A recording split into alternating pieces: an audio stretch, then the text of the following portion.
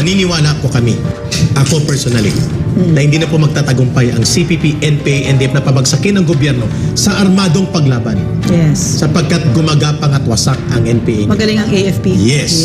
Bagamat maituturing na tagumpay ang ginawang operasyon ng militar sa Malaybalay City, Bukidnon, na ikinasawi ng 10 miyembro ng bandido, nanghihinayang pa rin ang militar dahil sa kabila ng panawagan ng pamahalaan na bibigyan ng bagong buhay ang mga naligaw ng landas ay mas pinili pa ng mga ito ang paniwalaan ang maling ideolohiya.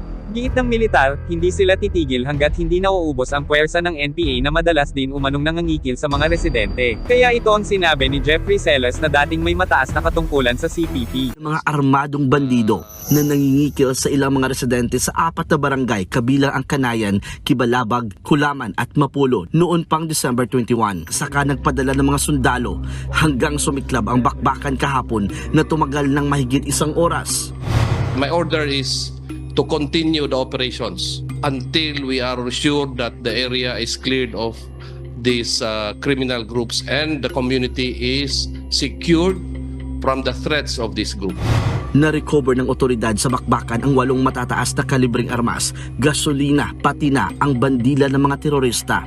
Una nang nagdeklara ng 2 araw na ceasefire mula kahapon ng Communist Party of the Philippines bilang paggunita sa Pasko at ika-55 nilang anibersaryo ngayong araw.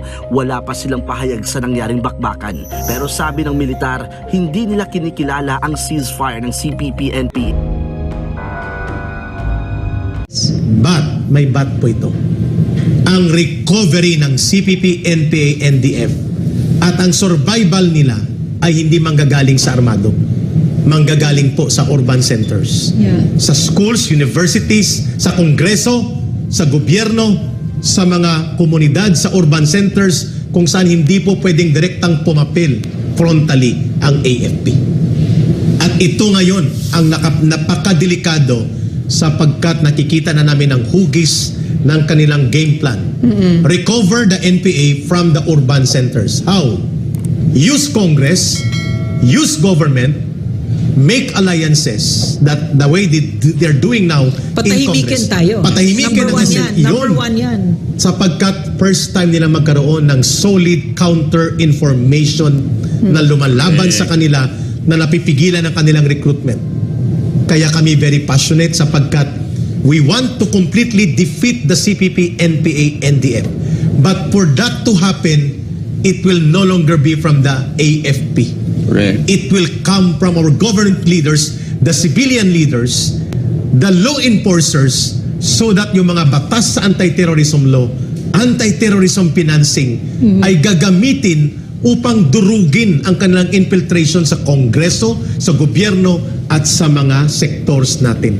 Kung hindi po mangyayari yan, at reverse ang mangyayari ay iba, delikado po na marirecover nila ang NPA muli. So the battlefront now, the last battlefront is to defeat the CPP, NPA, NDF sa urban centers, sa infiltration at sa finance and bureaucracy infiltration including Congress. Kaya gusto nilang i-take out ang SMNI. Si Pastor, si Pangulong Duterte, ang laban kasama ang bayan, ang gikan, at pati si Vice President Sara Duterte. Ang napakagandang nangyayari dito, napakaliwanag ko ano ang CPP, NPA, NDF. Yan sila Danilo Araw yan. Kasi mahilig sila mag-imbento, 'di ba, na human rights activists, champions of freedom. But now they are already showing us kung sino talaga sila.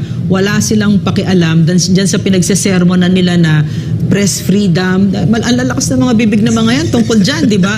Pero nakita natin, wala silang pakialam. Si Gabriela, si Arlene Brosas, napakaraming nare-rape na mga estudyante natin, ng mga NPA, nung sumali sila. Tikom ang bibig pagdating sa women's rights kasi hindi sila totoong women's rights activist.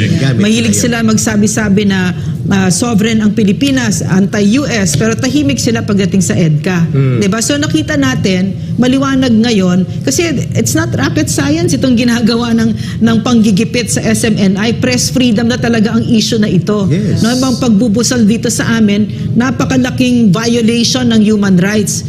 Pero nakita natin, ang totoong champions ng human rights ay nagsalita. Yan ang AFP. Yan ang #1 human rights defenders natin. Correct. At itong CPP na ito, yan sila Danilo Araw na yan, at ang NUJP na yan, napakatahimik tungkol dyan, hindi nga pala tahimik. Yan si Arlene Arlene Brosas, Brosas. si Franz Castro, yan ang nagsalita no na hindi daw ito freedom of the press na issue.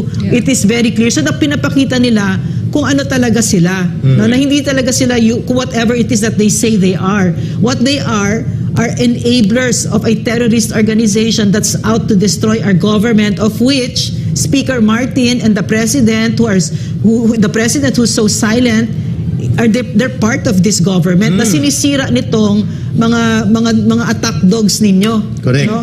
So yan ang problema dito. Gusto Ma'am lang Lorraine, Amisina, ikaw muna. idugtong no, maliban sa issue ng press freedom. Kasi alam niyo naman po na ang SMNI, yan din po yung platform no, ng religious programs po, no, ng mga spiritual programs Sa po, Parayan. ni Pastor. At marami na pong miyembro talaga, no, buong Kingdom Nation po, ang Kingdom Jesus Christ po, ay nagtatanong din, hindi po ba ito yung mahuhulog din na nilalabag din niyo po ang karapatan namin dito no, sa religion, no, freedom of religion. Dahil ito po ang dugtungan Sa po, Parayan. lahat po ng mga miyembro po ng Kingdom of Jesus Christ. Kaya andun din po ang aming apela at ang hindi naman po buong SMNI ay News and Public Affairs lang. Pagkus ito rin po no, ito po yung nagiging dugtungan nga po no, ng aming paniniwala, ng aming faith. Kaya ito po yung kinoconsider din namin na atake din po sa aming pananampalataya. Yes, Amisina, i-confirm ko mga kababayan, ngayong umaga, uulitin ko po ito. Ang hiningi po talaga ng CPP, NPA, NDF kay Speaker Martin Romualdez ay tanggalan ng platform ang Laban Kasamang Bayan sapagkat nasasaktan po sila dito. Hindi po kami natitinag sa harassment cases nila kay Ma'am Lorraine, tambak-tambak na 1 tonelada na. Sa akin kalahating tonelada pa lang, sa kanya 1 tonelada. Hindi kami tumitigil. Si Pastor mas lalong lumakas at sabi nga ni PMA Class Baron of 83, Dado Enrique, napakatapang po ni Pastor para harapin ang lahat ng itong Yes. paninira at pagwasak sa kanya to lead a crusade for advocacy of good governance, nation building in anti-communism and anti-communist terrorism At sa hindi ating natin bansa. siya iiwanan. At hindi namin siya iiwan, sila ni Buong Pangulong Pilipinas, Duterte. hindi natin Buong Pilipinas iiwanan yun. si Pastor. Ito po ang hiningi. Hiningi po ang ulo ng Laban Kasamang Bayan. Hiningi po ang ulo ng Gikan sa Masa. At ngayon, hindi lang po yan ang hiningi. Ang usap-usapan, you deny this Speaker Martin Romualdez. Birahin nyo at durugin nyo si Sara Duterte at ang kanyang tatay. Wag lang ang Presidente Bongbong Marcos Jr. We will give you the all-out support that you need. Is this true? Na itong usapan ninyo, Speaker Martin Romualdez, doon sa picture na lumabas, na ang naglabas mismo si Teddy Casino at pinapatik down sa kanya sapagkat ito sa confirmatory evidence. Madedetain ka na naman. Naku. Walang problema man. Nagtanong ako ulit. Online edition lang po ito. Akala nyo itatanong namin. Oy, online edition Wala po ito. kami sa TV. Wala kami sa At radyo. kahit sa TV kami bumalik kami, magtatanong pa rin kami. Because Speaker Martin Romualdez, you are public officials. Yeah. If you don't want to be criticized, if you don't want to be subjected to public scrutiny, you resign as a public official. Go out of government, nobody will comment about it. You know what? Eric, I want to say something. I like it when you talk like that. You know why? Kasi nung nasa piitan, nung na-detain kami, no, doon ko naramdaman, ganito pala yung nawala yung mga karapatan mo. Ganito pala yung pakiramdam na ito. At doon ko nakita kung napaka-precious ng kalayaan. So tayo dito, magsalita tayo ng malaya. Pilipinas ito. Duyan ito na magigiting. Maraming True. nagpakamatay. Maraming namatay para tayo ay maging malaya. Yeah. Titiklop tayo dahil sa CPP, NPA, NDF No. o yung mga governor, mga nasa gobyerno na mga ambisyoso na pinapatahimik tayo. Talaga? Dito At to yan. ang nakakalungkot nito, Ma'am Lorraine, Miss Ina Brother Franco, I never saw in my experience, not even the time of Rodrigo Duterte, when he was president, na binigyan niya ng pagkakataon sincerely and seriously na maging cabinet secretaries ang mga operatibang aktibo ng Communist Party, Rafael Mariano, Judith Tagawalo, Lisa Masa, and scores of USEC and ASECs sa iba't ibang departamento ng Agrarian Reform, DSWD, NAPSI. Never silang namayagpag dahil sweto sila at binabantayan sila ni former President Duterte. Kung ikukumpara ngayon na ang presidente ay si Bongbong Marcos Jr., hindi ko po nakita ang ganitong pamamayagpag ng pag-abuso sa legal processes. Yeah. Pag-abuso sa poder sa Kongreso. Garapalan. Garapalan, pag-abuso sa pundo.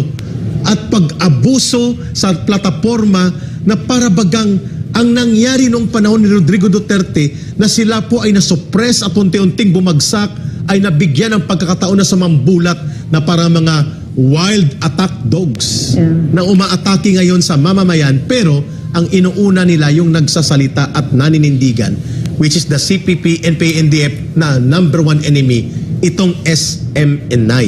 Kaya kami po ay nananawagan sa mga taong bayan at itong binabanggit ni Brother Franco. When we call on the people to defend democracy, to stand for our fundamental inviolable rights, to free speech and freedom of expression, and to join and stand with the government to fight to the end and defeat completely the CPP, NPA, NDF, hindi po yan destabilization. Yan po ang tamang gawin.